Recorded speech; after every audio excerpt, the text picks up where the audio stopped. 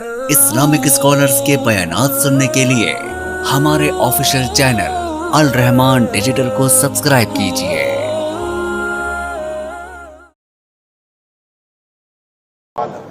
لیکن دجال جب آئے گا تو اس کے پیروکار اور اس کے ساتھی سب سے زیادہ جو اولین ساتھی ہوں گے وہ یہودی ہوں گے۔ پھر جا کے آخر پہ مار کا ہوگا، حضرت عیسیٰ علیہ السلام آئیں گے تو نبی کریم صلی اللہ علیہ وسلم نے فرمایا کہ پھر یہودی جو ہے کسی درخت کے پیچھے بھی چھپے گا نا تو درخت آوازیں دے گا کہ میرے پیچھے یہودی چھپا ہے، اے مسلمان تو آ کے اس کو قتل کر دے۔ یعنی ایسی کیا بات ہوگی؟ سوچتے ہیں کہ دنیا میں اتنی بدبخت، اتنی پتھر دل، اتنی ظالم، اتنی سفاک کوئی قوم ہوگی کہ جس نے اتنے مظالم اٹھائے ہوں گے کہ دنیا پہ اس کو پتھر بھی اور جو درخت ہیں وہ بھی، پتھر بھی بول پڑیں گے، کسی پتھر کے پیچھے چھپے گا تو وہ بھی بول پڑیں گے کہ ہمارے پیچھے یہودی چھپا ہوا ہے۔ گویا ان کی سفاکیاں، ان کا ظلم اس انتہا کا ہوگا کہ ان کے پیچھے ان کو پتھر بھی پناہ نہیں دیں گے، اور یہ ہم دیکھ رہے ہیں اپنی آنکھوں سے ان کی سفاکیوں اور ان کی مظالم کی داستان۔ لیکن ان کو باقی کیوں رکھا ہے یہ تو اللہ کو پتہ ہے امتحان مسلمانوں کے لیے، ہمارے امتحان کے لیے باقی رکھا کہ جب یہ جہاں جہاں پہ ہیں مسلمانوں کے خلاف نبی اکرم صلی اللہ علیہ وسلم کے دور سے لے کر آج تک جتنی سازشیں ہوئی ہیں ان کے پیچھے کوئی نہ کوئی یہودی ضرور ہے۔ جتنی فکری اور عملی سازشیں ہوئی ہیں آپ اس کو پروب کرتے جائیں، ریسرچ کرتے جائیں، پیچھے کوئی نہ کوئی یہودی نظر آئے۔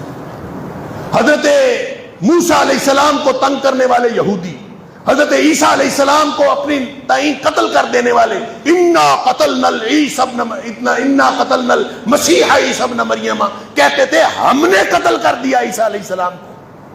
اللہ فرماتا ہے بکواس کرتے ہو، ما قتلوہ ما صلبوہ، نہ انہوں نے قتل کیا، نہ انہوں نے ان کو صلیب دی، وہ تو اللہ نے ان کو بچا لیا۔ وہ جس کو انہوں نے قتل کیا تھا وہ تو کوئی ہم شکل تھا، اس کو قتل کر کے خوش ہوتے پھرتے تھے، اللہ نے آسمان پہ اٹھا لیا۔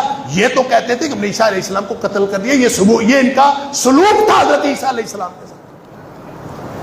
پھر نبی اکرم صلی اللہ علیہ وسلم کے ساتھ آپ پر جادو کرنے والا لبید بن عاصم یہودی، نبی اکرم صلی اللہ علیہ وسلم کو زہر آلود بکری روست کھلانے والی یہودیہ خاتون، اللہ اکبر۔ نبی کریم صلی اللہ علیہ وسلم کو وہ جو زہر آلود بکری اس نے خیبر کے موقع پر کھلائی تھی۔ اما عائشہ صدیقہ رضی اللہ تعالیٰ عنہا فرماتی ہیں کہ مرض الموت میں بھی نبی اکرم صلی اللہ علیہ وسلم نے فرمایا کہ وہ جو یہودی خاتون نے مجھے زہر آلود بکری کھلائی تھی نا، میں اس کی تکلیف آج بھی اپنے اندر محسوس کرتا ہوں۔ یہ کون سا وقت تھا، کون سی شخصیت تھی دنیا میں جس کے خلاف انہوں نے سازش نہیں کی۔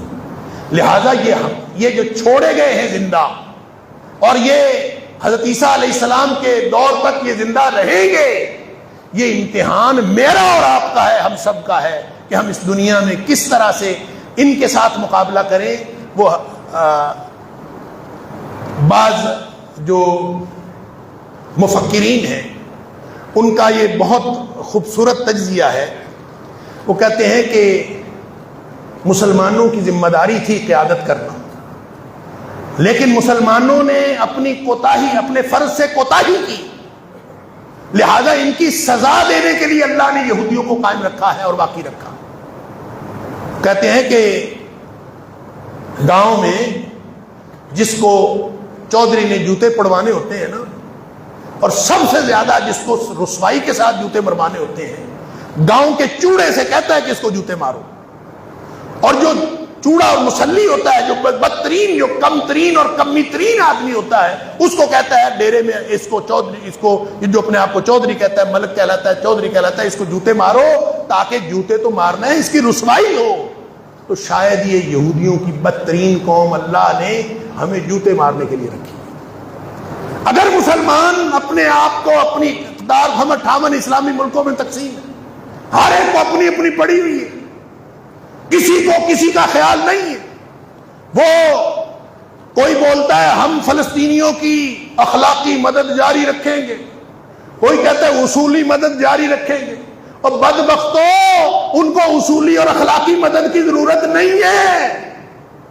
لڑائی ہو رہی ہے، وہ لڑ رہے ہیں، وہ حالت جنگ میں ہیں، ان کو ضرورت ہے تو جنگ اور لڑائی کی ضرورت ہے. تم جا کے ان کے ساتھ کندھے سے کندھا ملا کے لڑو. اگر 58 اسلامی ملکوں میں سے کسی میں غیرت ہے تو جا کے ان کے ساتھ مل کے لڑے اور ان یہودیوں کا مقابلہ کرے، وگرنہ اللہ کو دینے کے لیے جواب تیار کر رکھے. میں ہمیشہ یہ بات کرتا ہوں، میں اور آپ ہم انفرادی طور پر نہیں لڑ سکتے، ہم بے بس ہیں. ذمہ داری ملک کے سپہ سالار کی ہے، ذمہ داری ملک کے حکمرانوں کی ہے. ہم صرف ان کو جھنجھوڑ سکتے ہیں کہ آپ جا کے لڑو. لڑائی کے علاوہ کوئی راستہ نہیں ہے. اخلاقی مدد میں کر سکتا ہوں، اخلاقی مدد آپ کر سکتے ہیں، ہم تقریریں کر سکتے ہیں، ہم گفتگو کر سکتے ہیں. آپ کو اللہ نے طاقت دی ہے، آپ ان کے ساتھ جا کے مل کے کھڑے ہو کے ان کا مقابلہ کریں. اللہ نے آپ کی ذمہ داری یہ لگائی. اللہ تعالیٰ مجھے اور آپ کو، ہم سب کو اس امتحان میں بھی، اس آزمائش میں بھی کامیاب ہونے کی توفیق عطا فرمائے. وآخر دعوانا الحمدللہ.